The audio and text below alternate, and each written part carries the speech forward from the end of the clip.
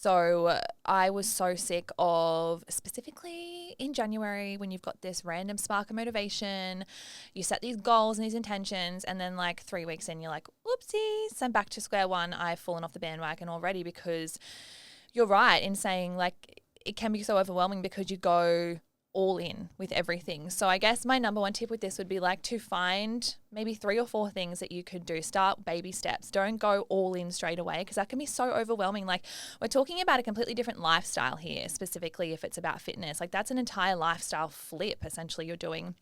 So I'd recommend finding what it is or where it is that you want to be at the end of the year, at the end of the month, or whatever it is, and finding 3 to 4 things, slight things that can build to this bigger goal, and input them into a habit tracker. Now, this is where it all started for me. And essentially, habit tracking is, the title speaks for itself, but we track habits over a period of time until they become instilled behaviors in the brain. So research suggests that it takes, on average, 66 days for a behavior to turn into a habit. Wow. Yeah. So I actually gave this theory a test run, essentially. This is how I actually found like a journal, like a peer-reviewed journal on how habits are born, the psychology behind habits. And so obviously to make something stick, we have to repetitively do it. But there also has to be an element of like a dopamine effect for it to stick in the brain. So there has to be a pattern for the brain to pick up like, okay, I'm doing this repetitively, but there's also a positive reinforcement here. So I'm going to make this stick.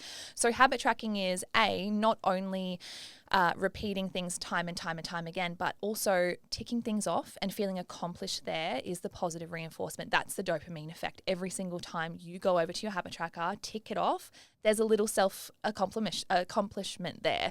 So you're like, this is awesome, I've done it. And also the thing with habit tracking is you can see how far you've come throughout the month. If you've got, how far you've come throughout the week. And that's why I came out with the Habit Tracker book, is that you can actually reflect back on the months that have been and, the week that it's been. And that within itself is super positive.